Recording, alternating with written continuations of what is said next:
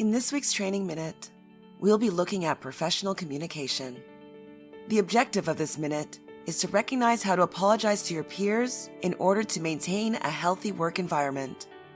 In any job, conflict and tensions can arise between employees. Sometimes, you may have to apologize for your behavior after making a mistake. Whatever the situation, it's always a good idea to say sorry in order to maintain a healthy work climate and build trust with your peers. When asking someone to forgive you in a professional context, you need to be authentic and precise in the way you convey the message.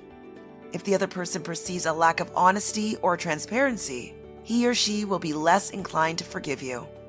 Here are some important points to consider when apologizing. Assume your share of responsibility. Even if you feel negative towards your colleague, keep in mind that it takes at least two people to have a conflict. That's why taking responsibility is the first step towards reconciliation. Here's a situation to illustrate the point. Alexander is being disrespectful to Anna because he can't stand her music, which he considers too noisy. In this situation, Alexander must first realize that his disrespect was not acceptable before addressing the situation. Ensure mutual understanding. Now it's time to address the situation with your colleague and work towards a resolution. First of all, present your share of the responsibility. This can diffuse the other person's emotions and open the door to a calm discussion. Explain why you did what you did.